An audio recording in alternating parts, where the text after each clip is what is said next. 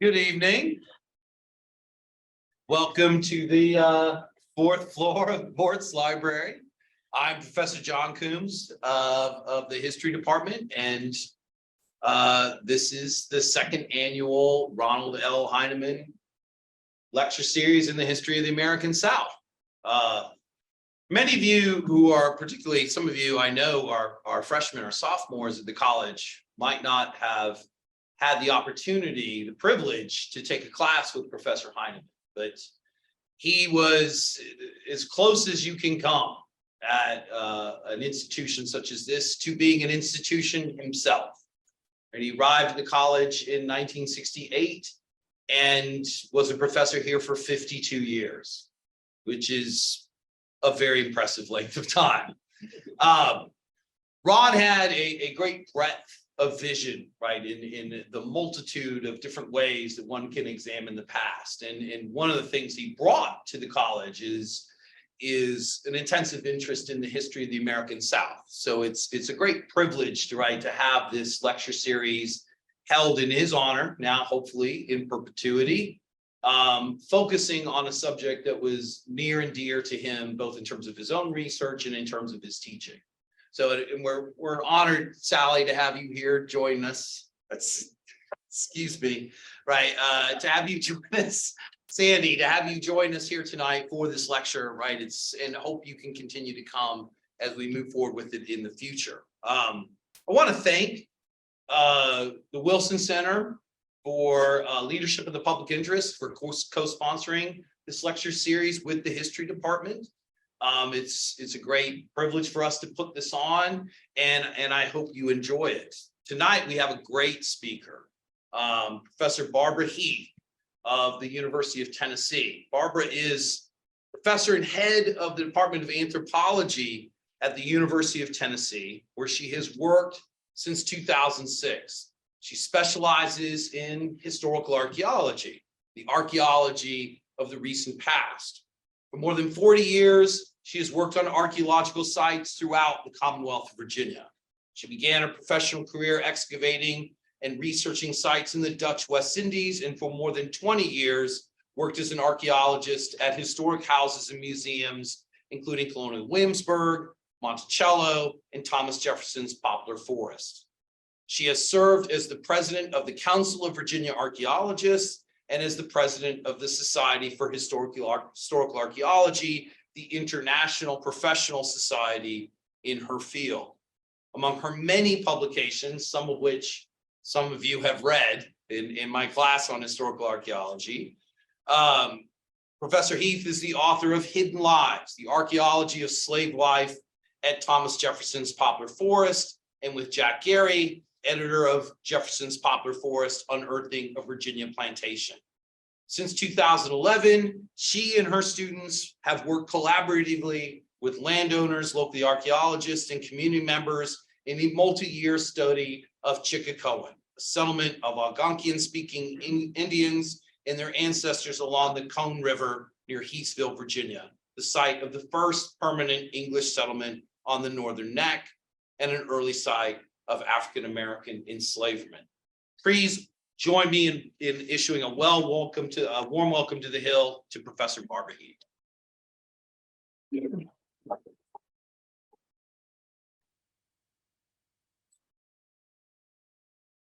evening, everybody. I'm just gonna, are we all set on the Zoom? Just gotta, if you're ready to share. Slide share in here.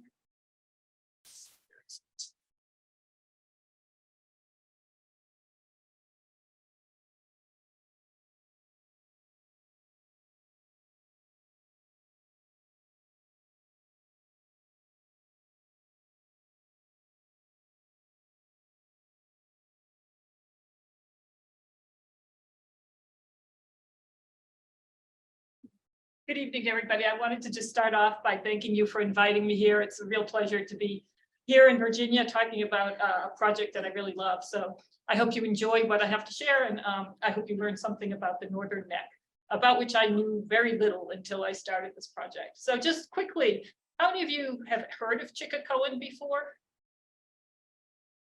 Excellent. So you'll learn something new tonight, hopefully. So I was starting off with some quotes because one of the things that really struck me as interesting as I started getting into the documentary evidence, and I'll just start off by saying that our historical archaeology looks at both the written record and the material record, and we try and pull both of those things together to get new insights about the past.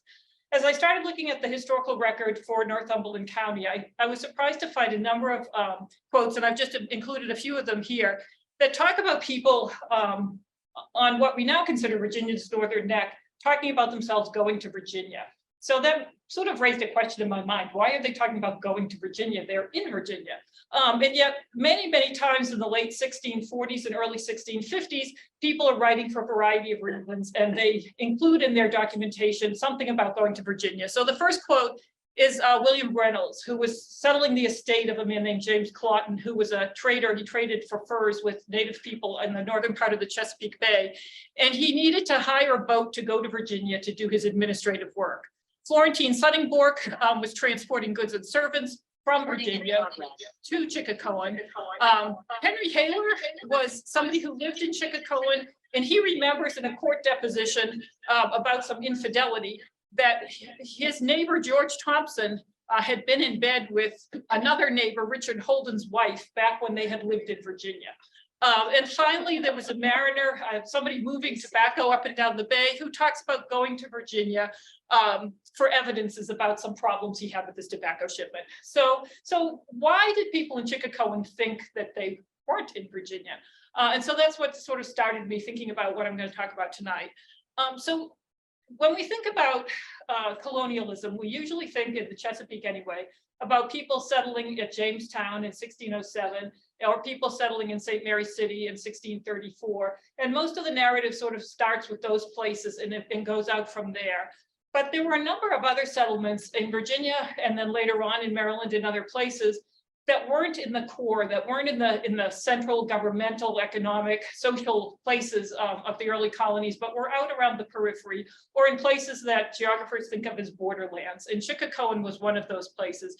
It was a borderland community, both in deep history, well before the English arrived, and it continued to be a borderland into the late 17th century. And some would argue that today it remains a borderland in some senses. If you drive down through the northern neck, the further you get from Fredericksburg, the more rural and agricultural and quieter than it is as you move further west up towards the suburbs of Washington, D.C.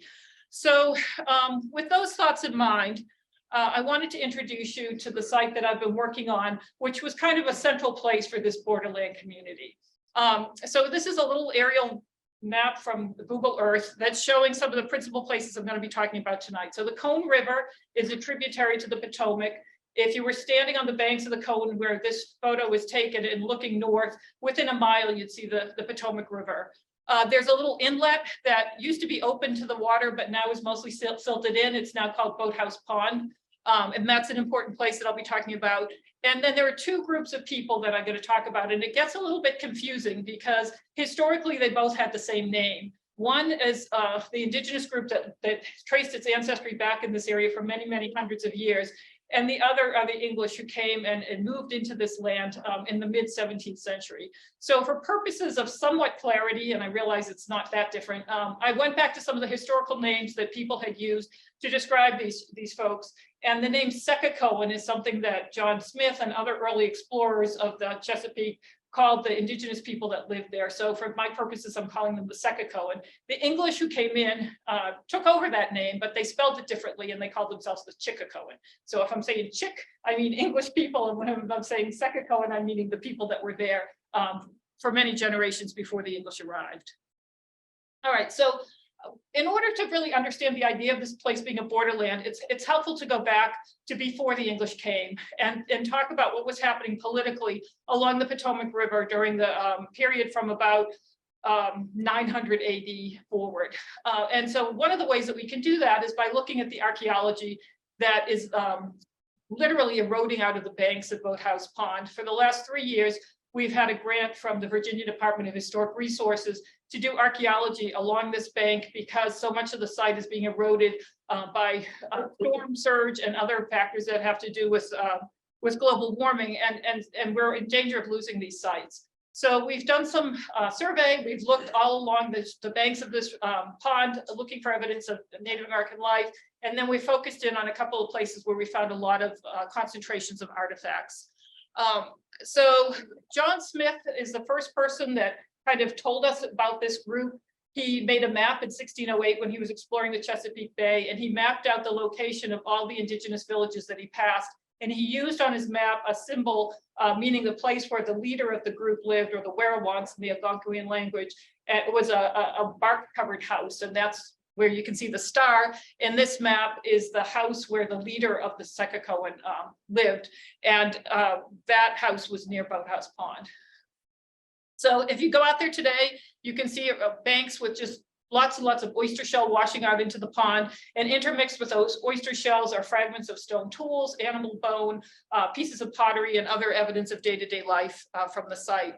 So as I said, for the last several winters, we've been out there surveying, and we did a systematic survey, which is marked with each one of those circles on the map. We dug a hole, and we were basically looking for soil changes or artifacts that would tell us that somebody did something, somebody lived there in the past.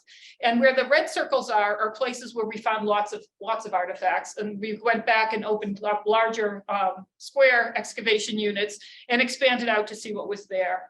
In these areas, we have a range of artifacts, including pottery that started to be made sometime in what's called the late woodland period. So from about 900 forward, we have pottery that was made in the coastal plain. The women that made that pottery crushed up shell and put that in the paste of the clay to make it withstand firing and make it more durable.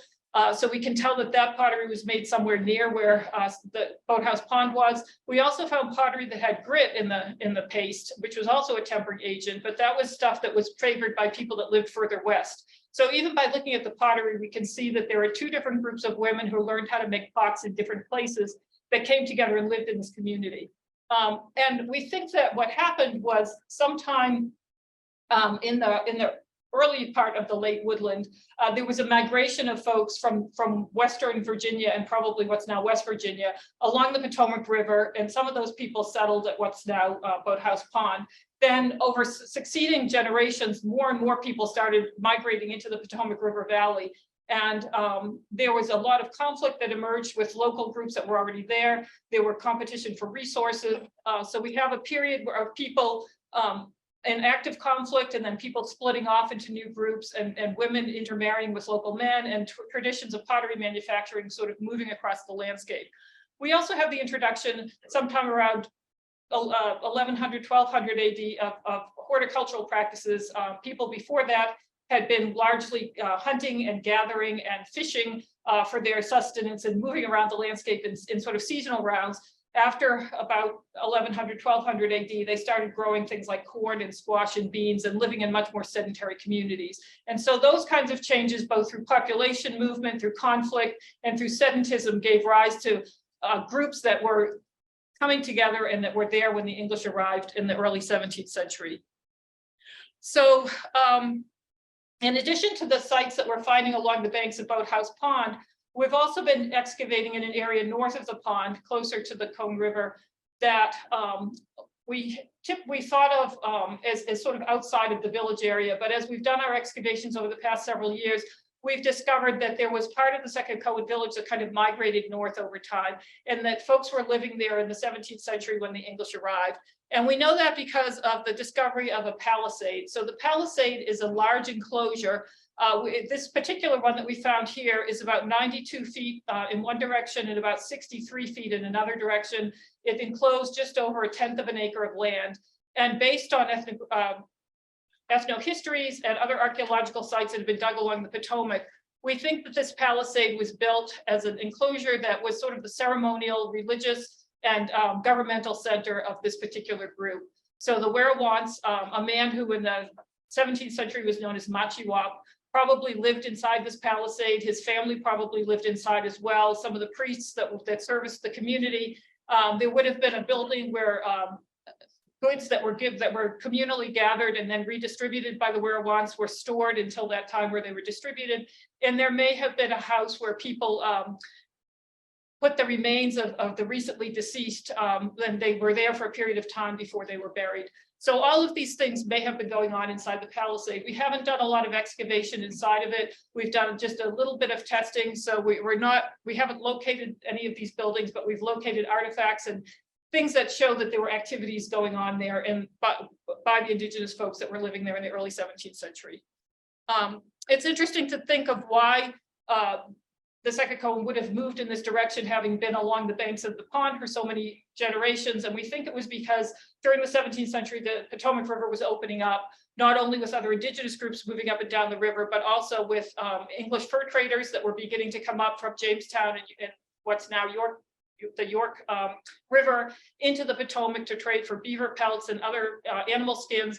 And also by 1634, the establishment of Maryland. So there was just a lot going on in the Potomac, and it might have been more to the advantage of the Secocoan to be a little bit closer, to be able to survey the river, to see who was coming, to be available for traders, more visible on the landscape than they had been earlier.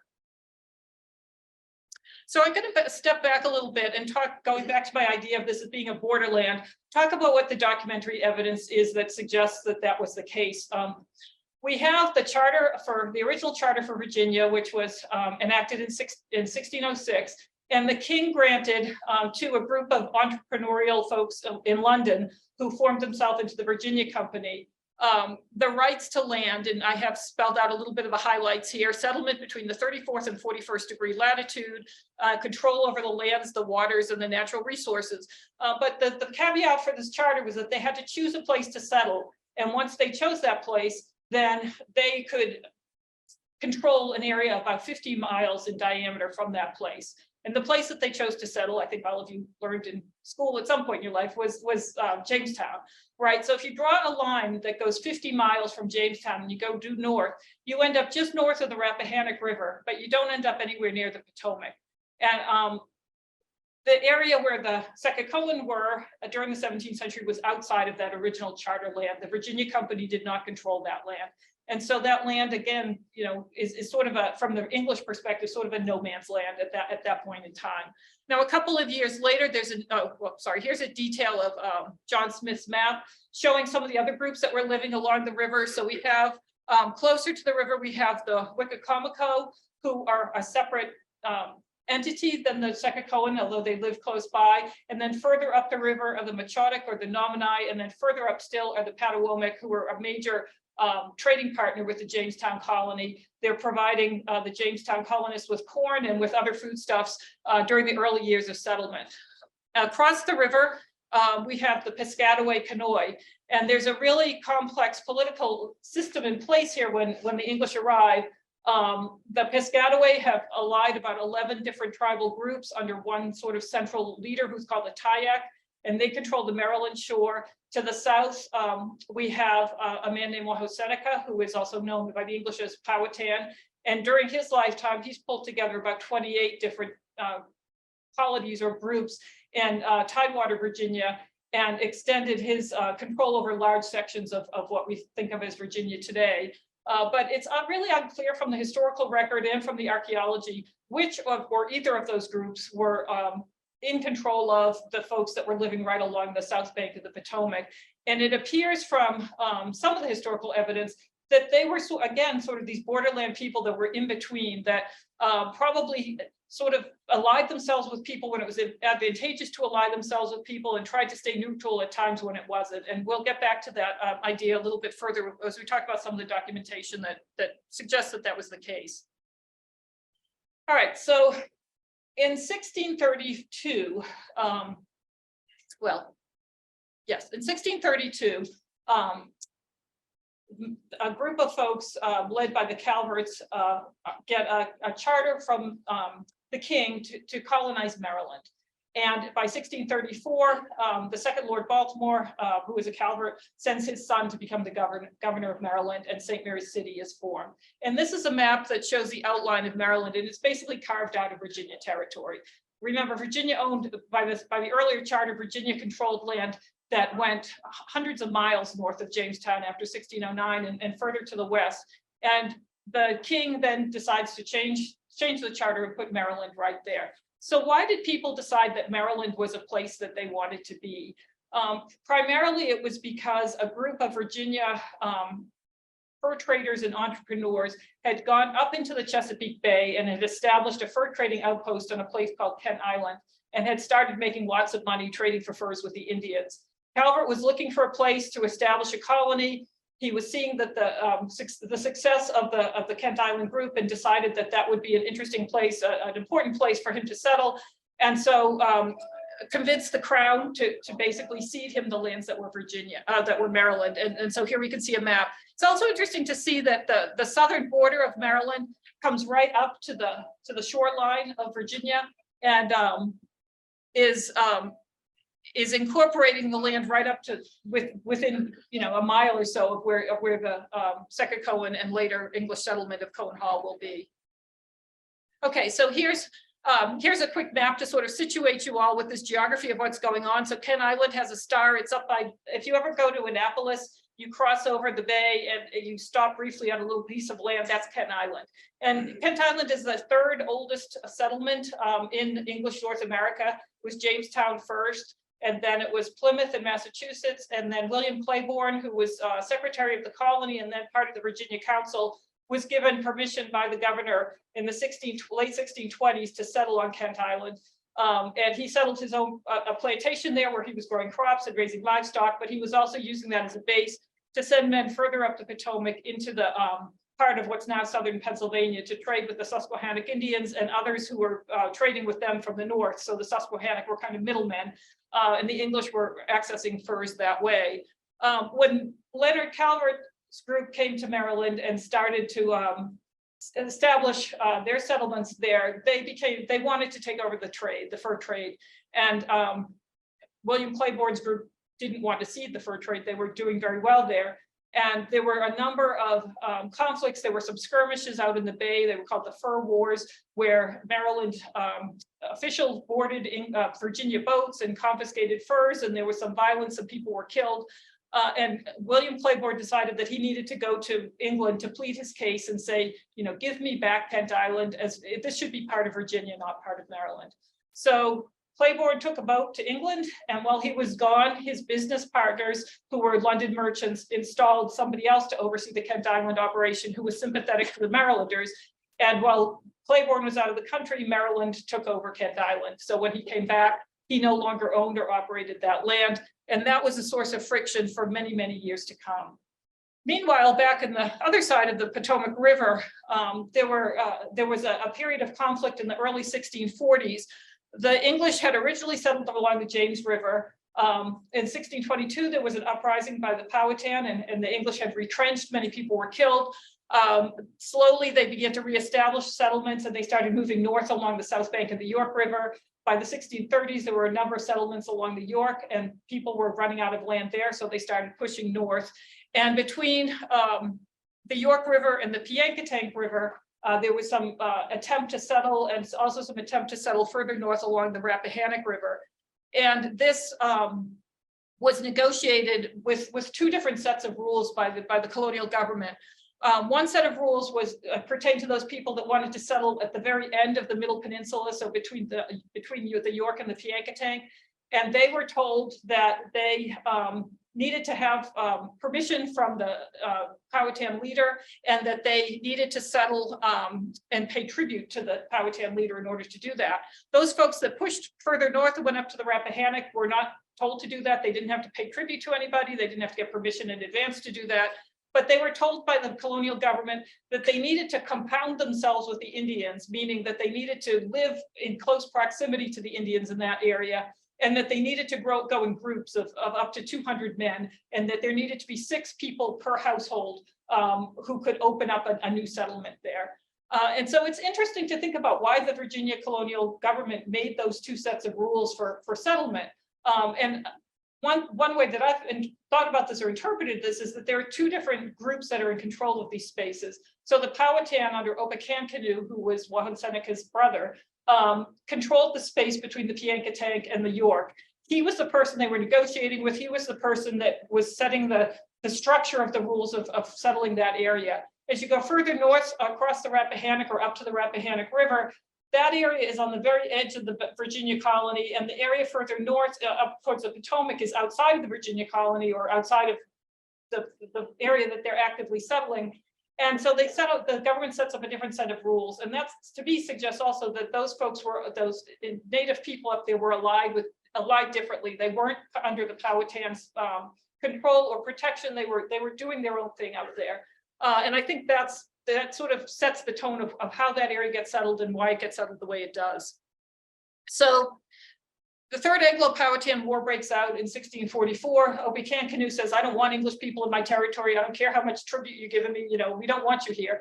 And at the same time that's happening and people are being told to pull back, a group of Englishmen move up and settle Chickacowan on the Potomac. So there again, there's this contradiction. One group of folks is told that they can't settle where they want to be, and the other group of folks is allowed to settle.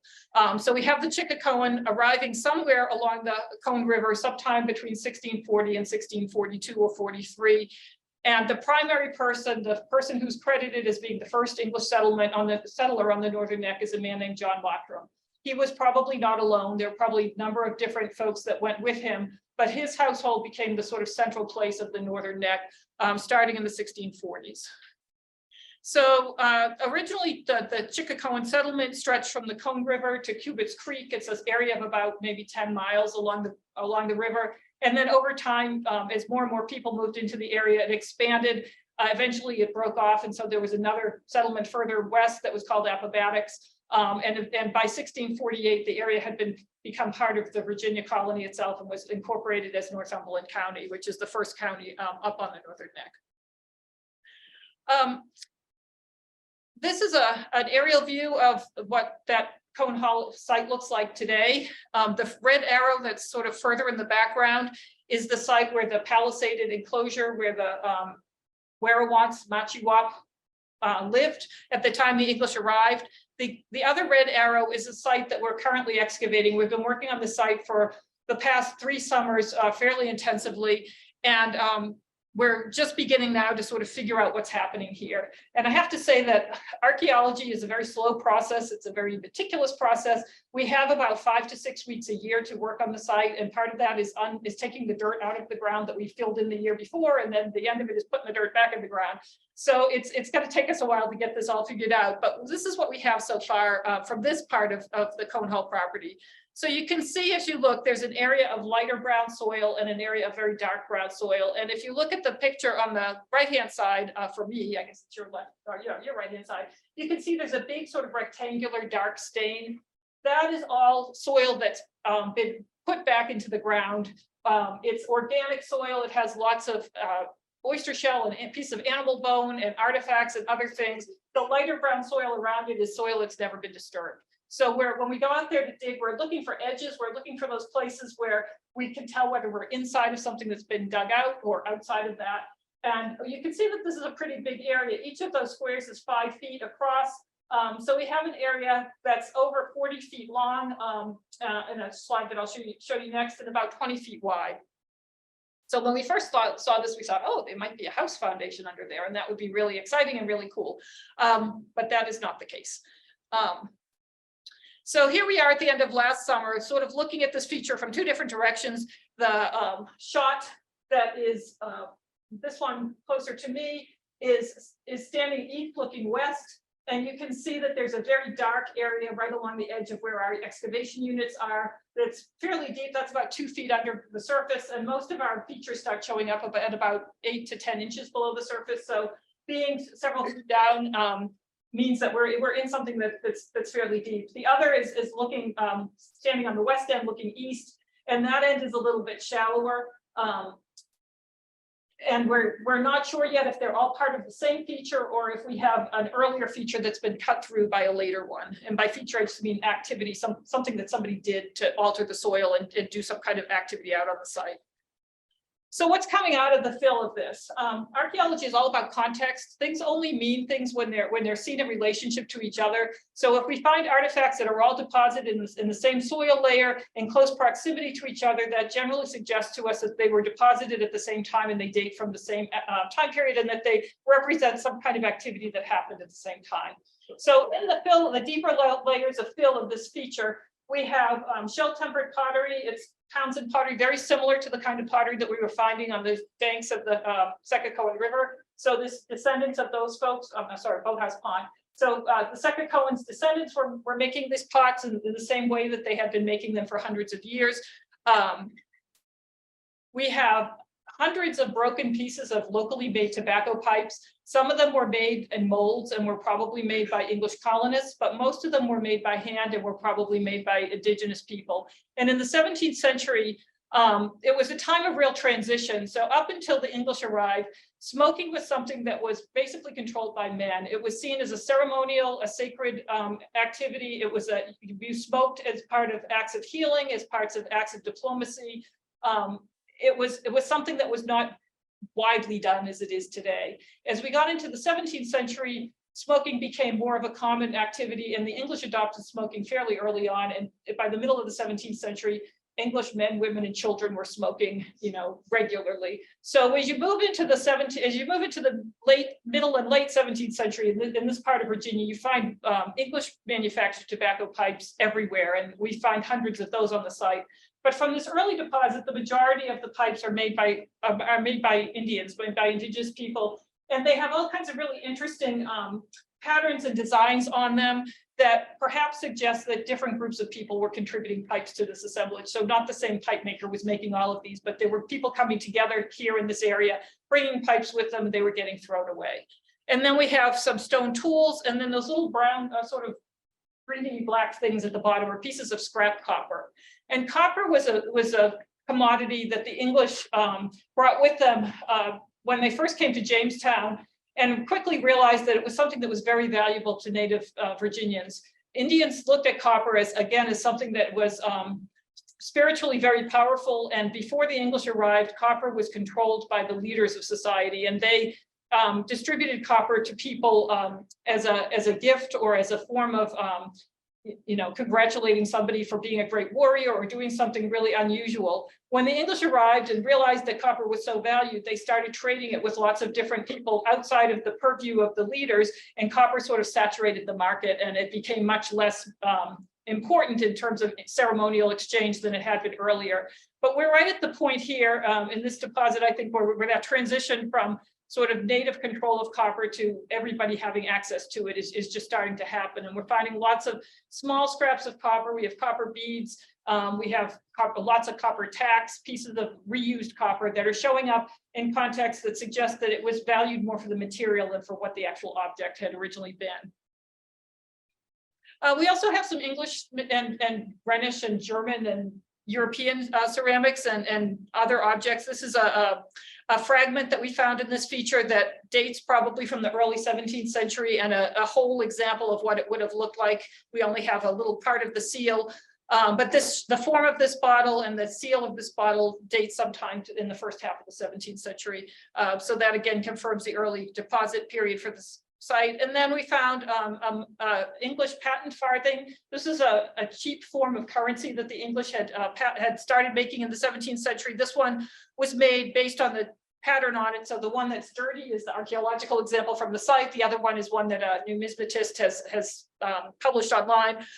These were produced in England from 1632 or 1634 to 1642. So this gives us a really good date for the deposit. And then the other piece that we see here is a really close-up image of a tobacco pipe that has a star or a little flower stamped into it. And this is made out of a swirled kind of yellow and red clay that's mixed together. These kinds of pipes are found across Virginia. That we think that they were being made down by what's now Virginia Beach, and they were being traded around the colony and as far north as New England. They were made by we don't know exactly who made them, but they're known as bookbinder pipes because the swirling of the clay and the pattern of the stamping looks like the inside of a 17th century book. So these have very tight dates as well. These were only produced in the 1640s. So everything in here is telling us that this deposit was filled in right after Mottram got here. And there's so much indigenous stuff in here that it's clear that there was a lot of interaction going on at this point between the early English settlers here and the indigenous people that were living here. And in fact, from the historical record, we think that they were living side by side. They were compounding, as the law says, into the late 1640s or early 1650s. So this is a period of colonialism where rather than being antagonistic and the English coming and pushing the indigenous people out immediately and taking their land, there's some kind of period of coexistence, codependence. And we think the reason for that is that Mottram and some of the other English folks that were living at the site were initially living there because they were also involved in the fur trade, and they needed their indigenous partners to help them make the connections further up in the bay and to help them be successful fur traders. Once that point changed and the fur trade started to overexploit animals and it became less economically lucrative, Mottram started moving into tobacco cultivation, and the relationship between him and between a number of other part-time planters, part-time traders started to shift in the 1650s. We see that the native people are removed from the land and they're moved into what it wasn't called a reservation in the 17th century, but essentially was a reservation at the end of the Northern Neck. So by 1655, the Secocoan are no longer living on this land. They are joined with the Wicacomico, who are the next tribe up the river, and they're living in a new place down by what's modern day Kilmarnock, if anybody's familiar with that part of Virginia. So the 1640s is a really interesting, dynamic, kind of unexpected time in this story of colonialism. And then by the 1650s, we start seeing that shift towards English dominance of this landscape. So these are some artifacts that we found that also contribute to our thinking about the fur trade. We have some pipes that are of a style that's typical of the Susquehannock Indians, who live, again, up at the very top of the bay in what's now Pennsylvania. And it's a type of pipe that sort of coil around the stem and around the bowl is also sometimes found on Iroquoian pipes further north. So this pipe was traded or somehow made its way down the bay to Coan Hall. The sort of blurry picture with somebody holding it is a brass ring that's called a Jesuit ring. It has engraved on the front of it an A and an overlapping A and M, which stands for Auspice Maria. This ring was made in France, and the French were trading for furs in what's now Canada, and using these rings as part of the fur trade. So again, this ring probably originated somewhere far to the north and then was traded through a series of exchanges down to the Chesapeake Bay and made its way to Coan Hall, where it was dropped sometime in the 1640s. And then finally, we have a deer metapodial, which is part of a deer leg, and it was broken open and shattered, and then that was used as a tool to scrape hides for preparing hides for shipment to England. So all of these things kind of hint at the engagement of the folks that were living on the property with the fur trade. I mentioned pipes before, and I just wanted to share some more images of them with you. I said that we think they were made by multiple pipe makers and brought in from different regions. And we based that partially on the decorations on them, but also partially on the infill. So if you do archaeology, you look at big picture stuff, but you also get really down in the weeds with little nitty gritty things. If you look at those two pipes on the far side, one of them has small circles that are filled in with white clay. The one on the bottom are the ears of a deer. And there was a pattern called the running deer that shows up on pipes in the 17th century. And they made that decoration of the deer by making like punctations into the clay when it was still wet. And then they took crushed oyster shell and filled in those grooves to make the decoration pop out as really bright white. So we're seeing different materials being used, different kinds of decoration, different tools for decorating, and all of these suggest that we're seeing lots of exchange of pipes, which also means people are coming together and exchanging ideas and goods here at Coan Hall. Another kind of artifact that we're finding in great abundance in this big feature are pieces of ammunition. So these are images of gun flints from 17th century pistols. We have many pieces of worked flint, most of which looks like it's English flint that was imported and then worked into gun flints, presumably here. And then we also have other evidence of ammunition as well. So here's an example of somebody at the site making two different sizes of lead shot. Shot again was used to hunt with, but also used by military men for political violence. The piece on the top has larger pieces of shot that were clipped off of it from the mold, and then the piece on the kind of curvy piece is a smaller caliber shot, and then this is a range of the sizes of shot we get. The ones on the far side would have been for muskets, the next to that would be pistols, next to that would be buckshot, and then further down until you have a tiny little piece of birdshot at the end. And the majority of the shot that we're finding at this part of the site is in the buckshot to musket range, suggesting that it was either used for hunting larger animals or potentially was used in military or intended for military use. So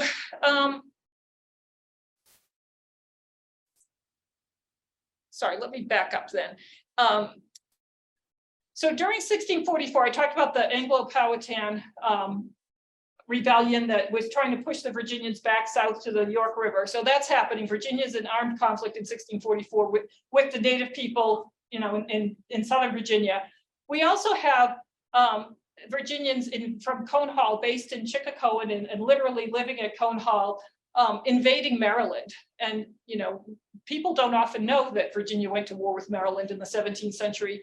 But in 1644, a group of folks allied themselves with some disgruntled Marylanders and overthrew the Maryland government and took control of Maryland for 3 years and set up a government in St. Mary's City. It was during the English Civil War, so there were a lot of political alliances that were crossing the Atlantic, and people in Chickacoan were very well informed and knew what was going on in England, and those political tensions in England were sort of bleeding over into the colonies. But so some of that was a kind of big picture political struggle, but some of it also was very local. The people at Chickacoan are basically very upset and still angry at what had happened with Kent Island. A lot of them had been traders at Kent Island or were connected to through family, people who were traders at Kent Island. Their family members or themselves had been evicted from there. They were angry at Calvert, and they saw the opportunity during the English Civil War to do something about it. So they crossed over, allied themselves with some other folks, took over the government, succeeded for 3 or 4 years or 3 years, and then Calvert came back to power, reestablished himself in Maryland, and then in 1650 it happened all over again. And William Claiborne, the Kent Island man, and the governor of Virginia joined forces, and they again overthrew Calvert, put in a Virginia governor in his place, and basically Virginia governed Maryland for a few years in the 1650s. So when John Mottram died in 1655, his vision of what the future of the Chesapeake would be was that Virginia would rule Maryland, and that Maryland might eventually go away, and that these relationships that his friends and family had formed at Kent Island would help cement the future of this colony. Now, we all know that didn't happen.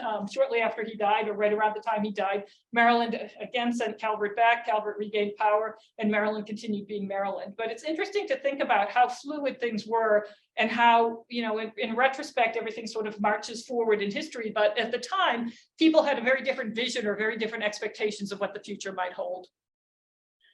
So I mentioned earlier the Palisade. By 1655, the Chickacoan had been removed. And sometime right before that point, Mottram had built a substantial house on the property. So we think that he had another building somewhere where he lived temporarily, while he was getting the craftsmen and the work done, where he was going to build himself a proper house. And this is the proper house that he built. So you can see the light gray is the Palisade that was there earlier. And where did he choose? Of anywhere he could have chosen to build his house here, he put it right on top of the Chickacoan Palisade. Literally, his eastern room was, the Palisade was running underneath his eastern room. So the house, and you can see here the brick foundation, that part that's excavated underneath it is the Chickacoan Palisade. The wall for the east wall for the house is on top of it. So essentially, they took down the Palisade, and you could say, and I've thought about this, you know, they were erasing the indigenous presence from this landscape. They were establishing an English colonial presence on this landscape. But at the same time, we think he kept a part of the Palisade, the top piece that's dark, black in the image, in place, because when we excavated that, the artifacts that were filling in the trench of that show when that Palisade was taken down dated much later. So this part of it, we think, stood into the 1660s or 1670s. And then he had a fence built that essentially follows the line of where the Palisade was on the south side of the house. So even though the Palisade is no longer there, the enclosure, the image, the structuring of the landscape that the Chickacoan had put in place was maintained and reworked by the English afterwards. So it's interesting to think about how the English incorporated, maybe not even thinking about it, but how the English incorporated elements of native landscapes into their land holdings and plantations, and how those were then repaired and maintained over time. So that if you were a visitor to Cone Hall in 1700, you might see the traces of that native landscape still standing in English kind of materials. The house that Mottram had built for his proper house was earth fast, meaning it was made with posts set in the ground. And you can see Dennis Pogue here, he's an archaeologist in Virginia, excavating some of the post holes. They're fairly large. They were dug, the posts were set in the ground, and then those posts created the framework for the walls of the house. The walls were then covered with clapboards, and the roof itself was covered with clapboards. The house here, from the aerial photographs, you can see those kind of circular dark areas are where the post holes were. You can see an H shape in the middle. That was a central chimney. It was made out of stone and brick. On the west side of the house, we've excavated part of a cellar. The entire west room of the house was underlain by a cellar, and we just took out a small section of it. We talked about this a little bit tonight at dinner, but one of the questions that came up was, how much of the site do you dig? We dug enough of it to find safely to get to the bottom, because this was quite deep. We dug enough of it to find what the deposits dated to, and to understand when this building was torn down, and to find artifacts associated with the people who lived there. But we left 3/4 of the cellar in place, so that if somebody in the future wants to come back to the site, when our analytical techniques have improved and we have new fresh questions that we didn't think to ask when we dug it, a large section of that will still be there. The little piece sticking out at the end of the cellar is a bulkhead entrance, so there would have been wooden steps that people could go down from the outside into the cellar. And then we found just on the upper side of the slide, just above the chimney, there's a bunch of brick. It's a little hard to see in the slide, but there's an area of brick paving. We took that up, and there's a set of stairs going down into the cellar from that side of the house as well. So the cellar was well accessed. In addition to the structural remains of the house, we also found a lot of materials related to the house. And for us, this may not seem all that exciting. He had plaster walls, woo. But plaster was a really difficult thing to come by in the 17th century. You have to think that there aren't a lot of skilled craftspeople. Most people are spending their time, working, growing tobacco, trying to survive. But Mottram was able to hire masons who were able to make bricks and to cut stones to lay his cellar and his chimney. He was able to hire people who were skilled plasterers, and some of the plaster has lines inscribed in it. We're hoping to find enough of it to sort of see what was carved into the wall of his house. It's carved into the finished surface of the plaster, so it was done after the plaster was probably when the plaster was drying, but after it was up on the wall. We also have some pieces of plaster that have straight, smooth edges, which means that they were put up on the wall against either some kind of trim or against windows or doors. And again, to us, having plaster that goes up to your door may not mean that much, but in the 17th century, people's houses were pretty basic. A lot of people didn't have windows, they just had shutters. They didn't have plastered walls, they didn't have trim in their houses. And we also have some window glass, those little dark kind of goldy black fragments are little tiny pieces of window glass that would have been held together by by thin lead strips and then used to create windows. So this is a really important, fancy, high style house for its time. In fact, it compares favorably with the house of John Luger, who lived just across the river at St. Mary's City. The picture on the bottom is a drawing from St. Mary's City of what Luger's house looked like based on archaeology, and the one on the top is our conjecture based on the archaeological evidence, but also a room-by-room inventory that was made at the time that Mottram died. And the houses are virtually identical. We also looked at a number of houses, materials, placements of chimneys and sizes from several Virginia governors, and Mottram's house compares favorably to those as well. So he was basically setting himself up at Cone Hall on top of the second Cohen Palisade with a fancy house, basically saying, I am equal to the governor or one of the most important colonial officials in Maryland. I'm an important person here. And we can tell that both by the landscape he designed and also by the house that he had built. So Mottram was not the only person that lived at Cone Hall, and I don't want to leave you with the impression that he was. This is what we've been able to gather from the documentary evidence at the near or right around the time of his death of everybody that shared that house with him. And we know from some documents that there was another building, probably his earlier house, that was still standing. So some of these folks may have lived in that building. But those were the two principal sheltering places. And he also had a kitchen that was probably an exterior building, so somebody may have lived in there. But Mottram lived with his second wife. She was the widow of a fur trader from Kent Island, and he married her in 1649 or 1650. She had stepchildren, so they lived there. He had children from his first marriage, they lived there. There's a room noted on the inventory for the minister or the parson, and we think that Chicago was far enough off the beaten track that they didn't have a resident minister, so somebody would travel through the area and conduct services, and when they did, they stayed at this house. And then there's Edward's room, and we don't really know who Edward was, but through the documents we can see that Mottram paid for the passage of a man named Edward Gower, who came to live in Chicago sometime around the time right before Mottram died. So it's possible that that was Edward. The folks in the lighter color side of the slide were all laborers. They were people that Mottram bought their time. Many of them were English or Irish indentured servants. Most of them were men that were probably about your age. For those of you who are students here, they sold their time to get passage to Virginia, or they sold their time when they got to Virginia. And for a period of time, they Mottram owned their hours of the day. And they probably built outbuildings and mostly worked in agricultural fields, growing tobacco and maybe corn, looking after livestock. The people who are bolded are African people, with the exception of William Grinstead, who was an Englishman. Joanne, John, and Daniel are described in the documents by the Negro man or the Negro woman or the Negro boy. So those are contemporary descriptions of these folks. They were some of the earliest enslaved people of Virginia. So here we're in 1655. The first group of Africans arrived in Virginia in 1619. So we're 20, 30 years later.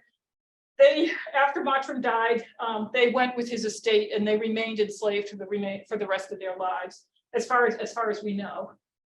Elizabeth Key is a little bit different. Has anybody heard her story before? So Elizabeth Key was born in 1632. Her mother may or may not have come across with that first group of folks in 1619, but there were relatively few shipments of Africans who arrived in Virginia in the 1620s. But her mother arrived in Virginia sometime between 1619 and her birth in 1632.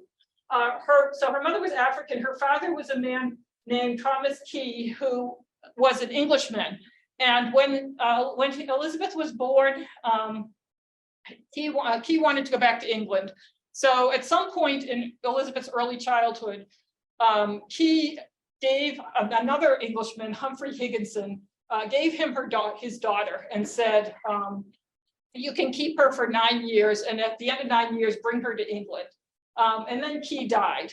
And so Higginson gets Elizabeth's Key, and we don't know how, but through some process of networking, John Mottram ended up with her. And so she was living at Cone Hall when he died, and she considered herself a woman who should be free at this point. She had served her time for probably longer than she should have. And so his heirs, his wife Ursula married a man named George Coleclaw, who was a major slave trader in Virginia and owned a large number of slaves on the Northern Neck. And they wanted to keep Elizabeth Key in bondage. Mottram's children from his first wife seem to have been a little bit more supportive of Elizabeth Key in terms of the documentary record of what sort of happens afterwards. But anyway, Elizabeth went to court. And she said, I should be free. My father was free, and I'm baptized. And for those two reasons, I should not be considered a slave. The court ruled against her, so she brought it to the local court ruled against her. So she brought it to the Virginia Colonial Court, and they ruled in her favor. But again, and it's unclear why, and maybe our historian here can shed some light on this in the Q&A, but they sent it back to the county court. They felt like they didn't have the jurisdiction to tell the folks at Chicagoan that their ruling applied to them. And so it goes back to the county court, and the county court frees Elizabeth Key. And Elizabeth, who at this point has a son, marries William Grinstead, who is another indentured servant on the property. And the son is probably William's son. And they move onto a piece of land adjacent to Cone Hall. And eventually, William Grinstead dies, and Elizabeth remarries another man that was living in the neighborhood and that was a friend of William Grinstead's. And then she passes away, and her children remain on the Northern Neck. So her case is really famous and important in understanding Virginia slavery, because she's somebody who was actually able to challenge that institution before it had become sort of set in stone and win her freedom. But as a result of that, by the early 1660s, the legislature changed the laws and said that it didn't matter if your father was free or enslaved. If your mother was an enslaved woman, then you were enslaved. and that it didn't matter whether you were baptized or not. That was not a criteria for slavery. So in spite of her sort of success story, the repercussions of that were such that the laws around slavery changed relatively quickly afterwards. As we move forward in time, John Mottram dies in 1655. His son inherits the property, and he has a number of, he has 3 wives. He has a number of folks that are living there on the property with him. He becomes an established sort of what we think about as late 17th century Virginia gentry planter. He's a tobacco planter. He introduces wheat, which is fairly early for the colonies, but he introduces wheat to his plantation. And we know that because we find lots of wheat grains in deposits associated with his time period. He's introducing large numbers of livestock. He becomes a plantation owner.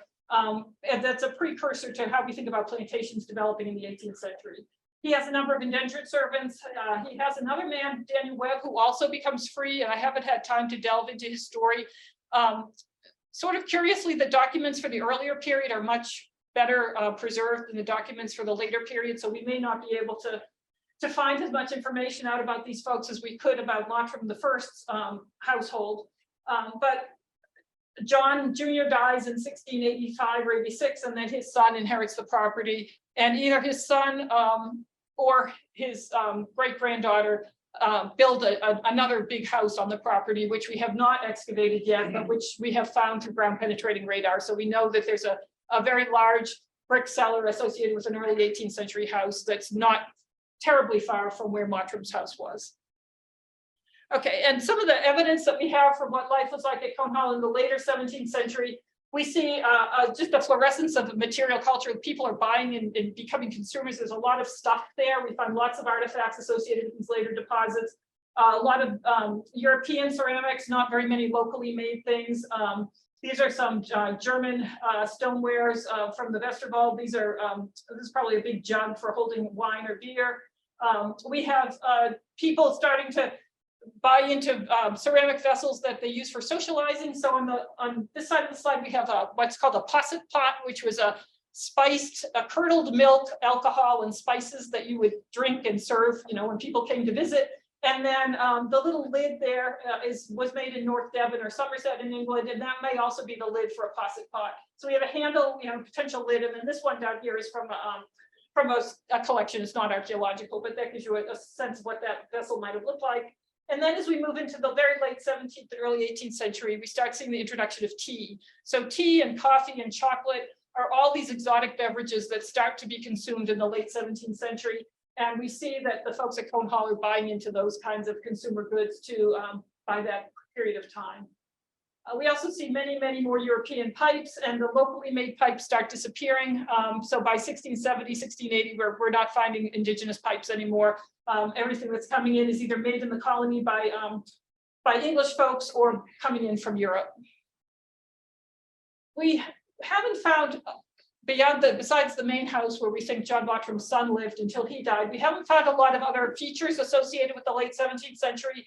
But we see that there's a lot of evidence of people re-landscaping. So just as John Mottram re-landscaped when he took over the property in the 1640s and 50s, his heirs also kind of erased him. And we find a lot of things being filled in, being leveled, having large deposits of 1680s through about 1710 artifacts kind of dumped on the tops of things. So places where a cellar was filled in, if the ground started to slope in, they just brought in some trash and filled it out and leveled it. And we found that in several places across the site. So our big feature that has in the deeper deposits has the really early 1640s stuff. On the very top where all that oyster shell is, has things that are dated from the 1680s, 90s, 1700. And similarly, the cellar for the main house, the top maybe 2 feet is just packed with late 17th century artifacts. All right, so that's kind of the story that I have to tell you tonight. Kind of just circling back quickly to my idea of this being a borderland, I think we see through the archaeology and the documentary record, we see sort of 3 phases. We see the original indigenous political landscape of conflict and coalescence and change that starts about 900 and goes up to the period where the English arrive.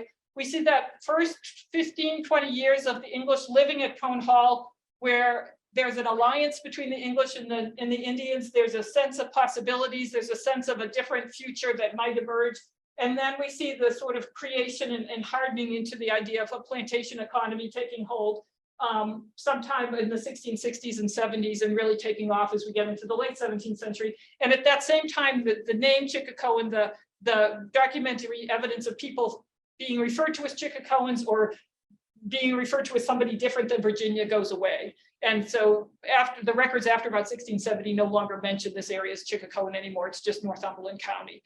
So that sense of borderland to a large extent has gone by the turn of the 18th century.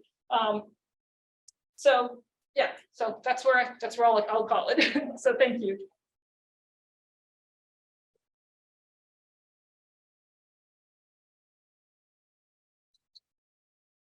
So does anybody have any questions or comments? Yes.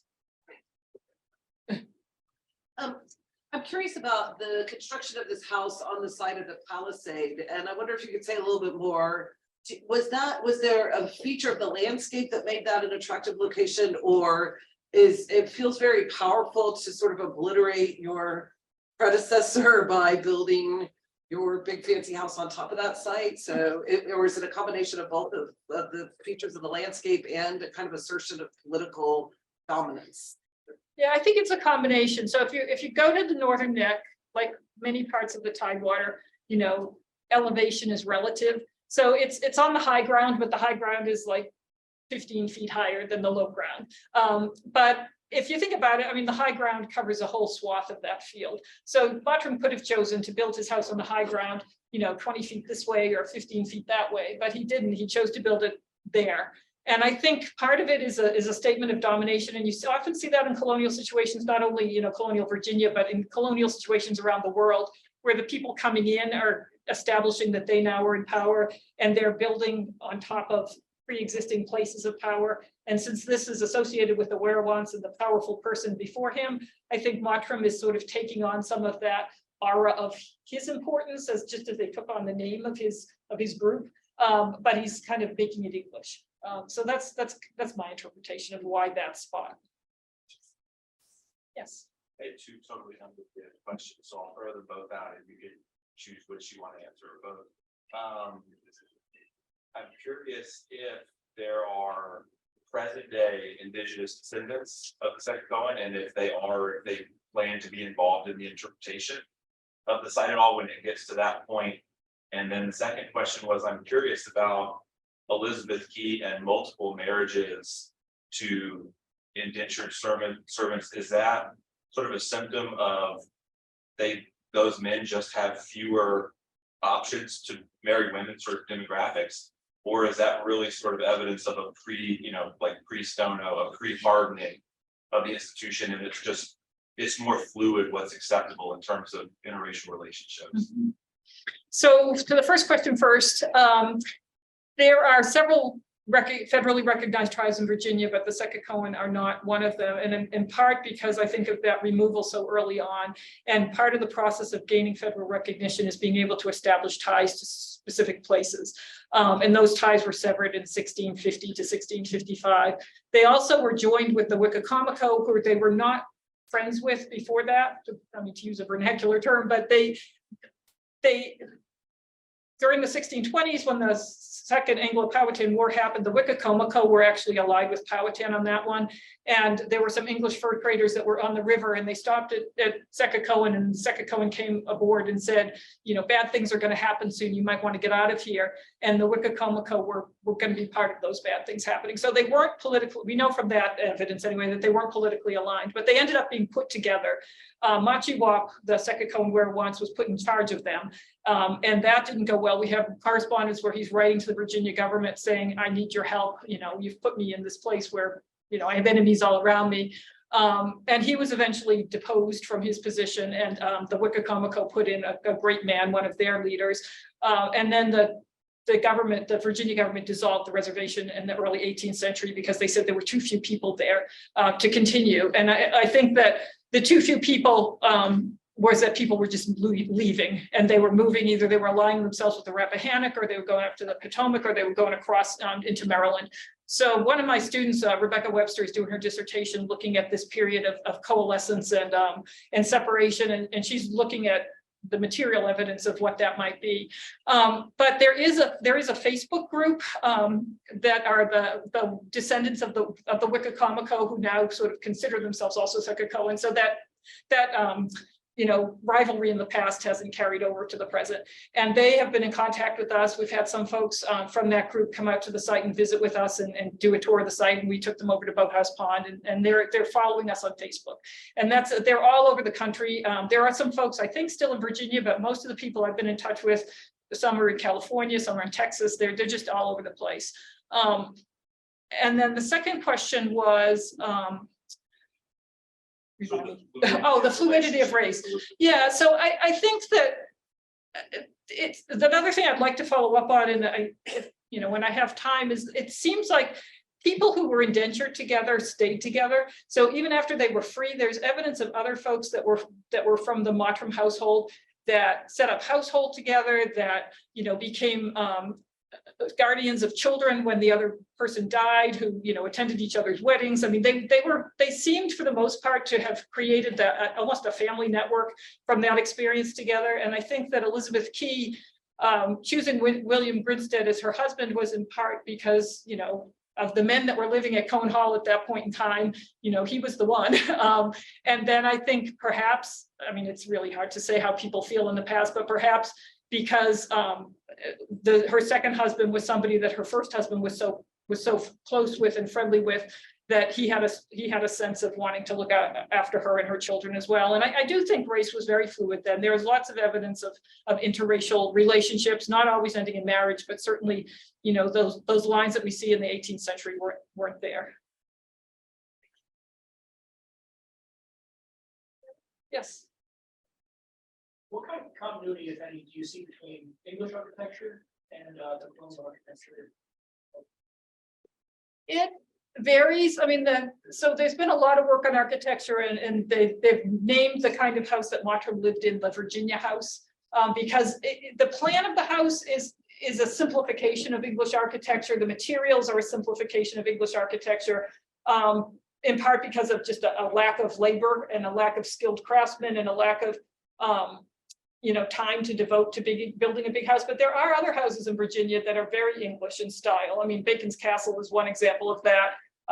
You know, Carrie Carson, who's a retired architectural historian in Williamsburg, talks about these banqueting houses that were these elaborate houses that were constructed by the very wealthiest folks, that are very English.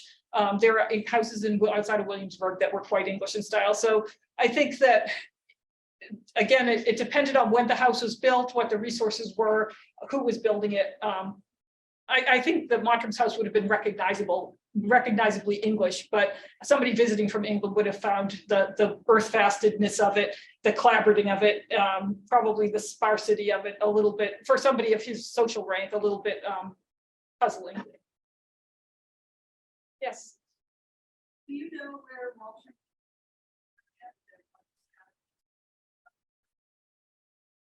Second wife? Mottram is a puzzle. So there was one of his descendants intermarried with the Washingtons.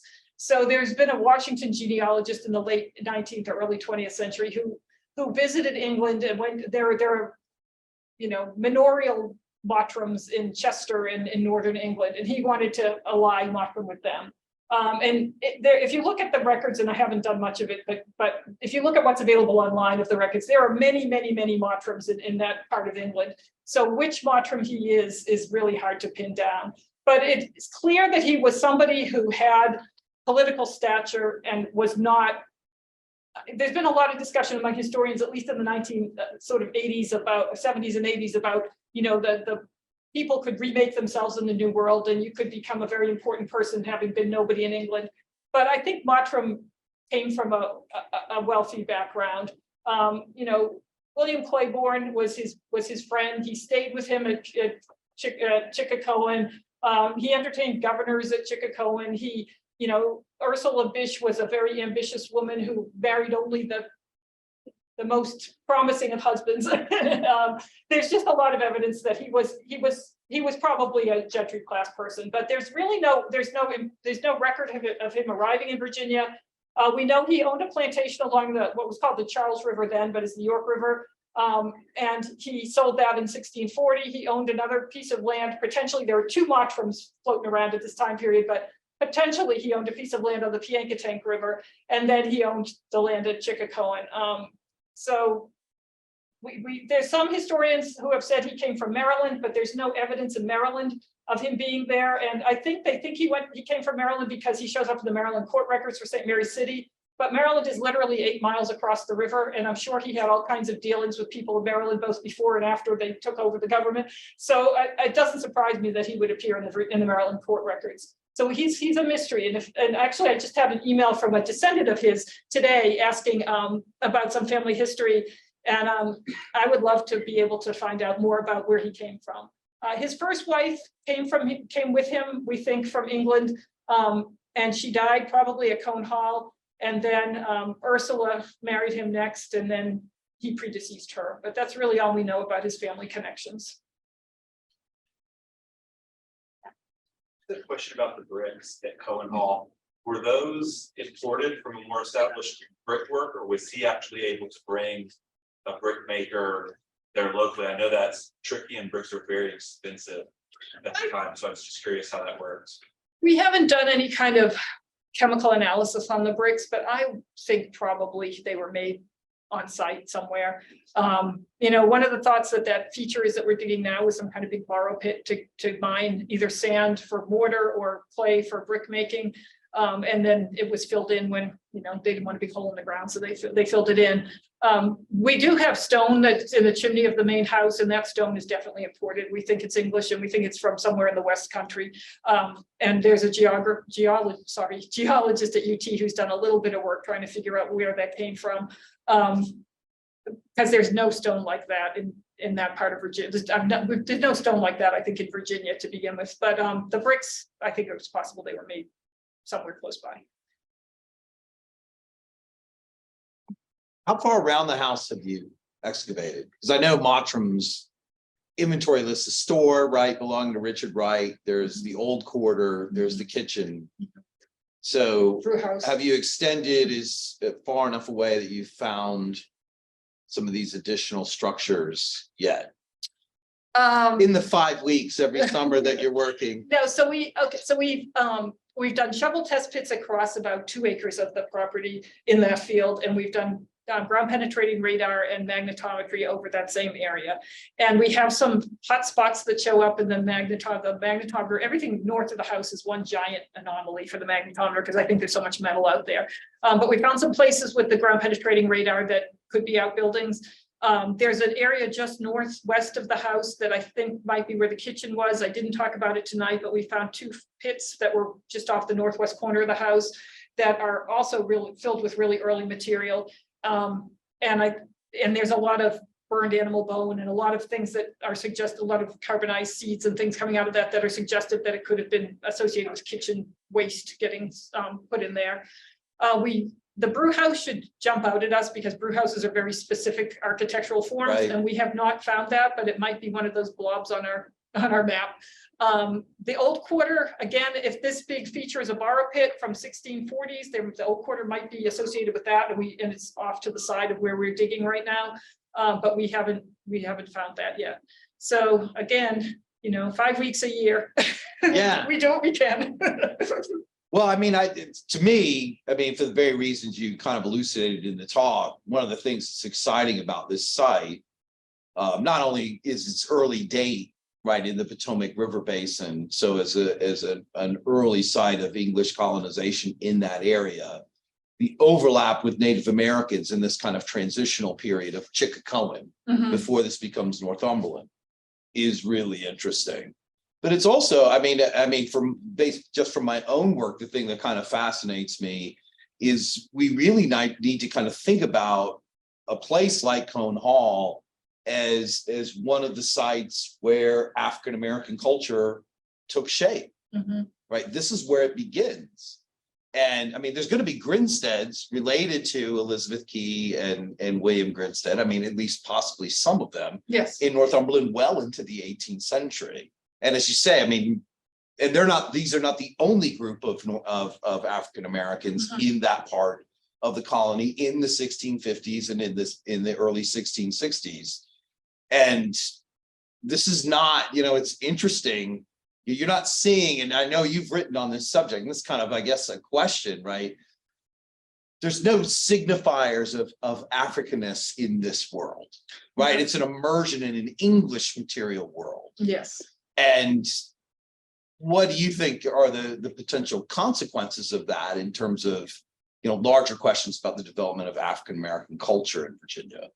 So my goal originally when I came to the site was to look at how this landscape went from being everybody living and working in the same space, which was the 1640s model of, For everyone. whoever you were, you lived in the same house, you worked in the same spaces, you worked in the field, you cooked, whatever, there were gender divisions, but not racial or status divisions in that way. So to look from 1640 where that is the truth to 1710 or 1720, when that clearly isn't what's happening anymore, and to try and get at that by looking at outbuilding locations, by looking at fencing, because I looked at some fencing that changed from some other Northern Neck sites and saw that over time, the way that people divided the landscape up around their houses started to favor either areas where people were being surveilled from the main house, and there was a sense of where you were working, people were seeing you and making sure you were doing what you were supposed to do, or a sense of segmentation and separation where certain people should be in this part of the landscape and other people shouldn't be. And I was hoping to start to tease some of that out at Cone Hall. And what's happened is that those have been less obvious or less visible, or we haven't found them yet. And the Native American presence has just been so obvious and so visible that we've been looking at that. But I think the African presence is definitely there, but I'm not sure it's there in the kind of things that we're finding. It's there maybe in clothing, it's there in speech, and it's there in hairstyle, it's there in foodways. But it's not there in material it's not terms. there, and we can't look at an animal bone that somebody made a West African dish from and say that they made that dish instead of this English dish, But we do have our one, and I hate people that are like, I hate them, but I hate the approach that people have taken in archaeology for a long time that is, this artifact equals this kind of ethnic or racial makeup. But we do have one sorghum grain that's carbonized from a 1640 deposit. Sorghum was from West Africa. It came across on a ship from West Africa, and somebody at Cone Hall ate that piece of sorghum, and the rest of it that they didn't eat, they burned and threw it away. So we have one West African plant. Right. And we're doing a survey. We're just finishing up a study looking at plant remains from across the Chesapeake. And part of that study is to look for the introduction of African foodways in the Chesapeake. And we found sorghum at Cone Hall, we found cowpeas and some other West African cultivars at a site in Maryland that the name of it is just completely left my head, but it's an early 18th century site in Maryland that Dennis Pogue dug at Jefferson Patterson Park, and I can't think of the name of it. But and then at Sandy's, which is really early, 1635, we have two potentially, but they're so burned that you can't say for sure. We have two potentially, they're millet or sorghums. So that food is probably coming across as, 1619, there's probably food that came off the one ship and got transferred to the other one, Right. With the people. So foodways, I think, is an important avenue to keep working at. And then some of the trade items as well, because the same people that were trading partnered with William Claiborne when he was on Kent Island, those folks in England were also supplying goods for the slave trade. So thinking about some of those objects that are being traded to the Chesapeake as maybe surplus from the slave trade, or things that people didn't want and sent back, or that connection between West Africa and the Chesapeake in terms of trade goods, I think is something that people haven't thought a whole lot about. But again, if you find a copper ring, how do you know that that was meant to go to West Africa and not to, Canada?